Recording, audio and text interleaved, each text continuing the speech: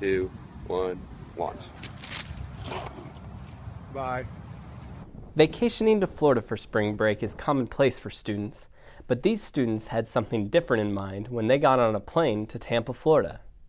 This trip was for a research project studying the effects of the Florida sea breeze on daily weather. This was orchestrated by Professor Jeff Trapp, who started this class 4 years ago after students became interested in research opportunities. We had 3 groups that we used during the actual data collecting strategy during spring break, and we hope that they would put themselves into groups that would kind of optimize the talents, optimize the experience among the seniors and juniors. So teamwork is key. The project was entirely planned out and executed by the students and is just like any other field project. Each day started with a group meeting where the results from the day before would be discussed and the plan for the day ahead would be unveiled. Then it was off to pack up the tools used for research.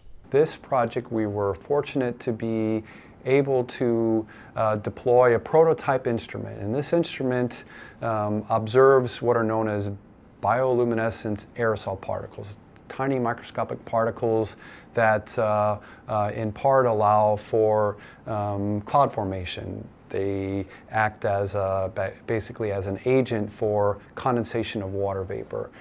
After all the planning and coordination, data collection was set to begin. One group took instruments to take measurements at the surface of temperature, wind, air pressure, and humidity. Another group went searching for different areas of air particles, and another group went to deploy weather balloons. So we're using weather balloons that have an instrument package called a radiosonde, and this radiosonde is lifted up into the air up to 30 or 40,000 feet above the ground, and as it's doing so, it's collecting measurements of temperature and humidity and pressure, and also giving us information about how the winds are changing with distance above the ground. However, the research did not come without its set of challenges. Probably just planning everything out and knowing where you want to be to catch certain effects of the sea breeze and where bad places would be, and just coordinating with 2 other groups was probably the most difficult thing.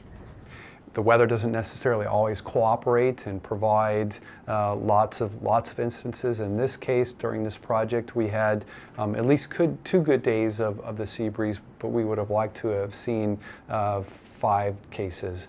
After research, the students were allowed to do whatever they wanted, but what they enjoyed the most wasn't the beach or the scenery. Probably the most enjoyable moments would be being with our faculty outside of a university setting. One night we had a group-wide viewing of Sharknado, and Professor Trapp came and watched it with us and laughed at how terrible the science was, so that was a good experience. I really enjoy getting to know the students because it's something that we can't really do that well just meeting with them 3 times a week for a lecture. The next several weeks will include careful dissection of the data, and hopefully some results that can be related to Indiana's weather.